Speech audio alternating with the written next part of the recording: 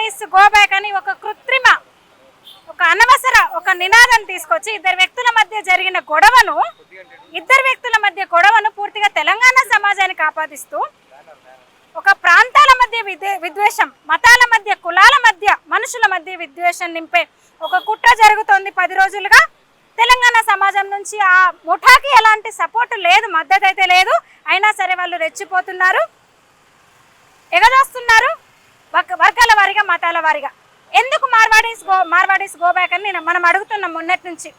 రోహింగ్యాలు ఉన్నారు కోట్లాదిగా, ఎప్పటి నుంచో దశాబ్దాలుగా ఇక్కడికి వస్తున్నారు. కుల వృత్తుల్లోకి వాళ్ళు ఇంకా పూర్తిగా మన కుల వృత్తులను వాళ్ళ అధీనంలోకి తీసుకున్నారు. మగ్గమర్కు లాంటి ఎన్నో కుల వృత్తుల్లోకి వాళ్ళు అప్పుడు గుర్తు రాలేదు. ఇక్కడున్న కుల వృత్తులను మన రజక సోదరులు, మొన్న నాయి బ్రాహ్మణులది ఇష్యూ మనం చూసినాము.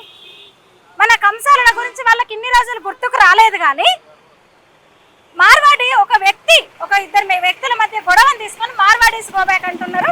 మార్వాడీస్ని మాత్రమే వాళ్ళు టార్గెట్ చేయడం వరకు ఏంటంటే వాళ్ళు దేశభక్తులు, దేశం కోసం వాళ్ళు ముందుంటారు, ధర్మం కోసం వాళ్ళు ముందుంటారు, కష్టపడి పనిచేస్తారు.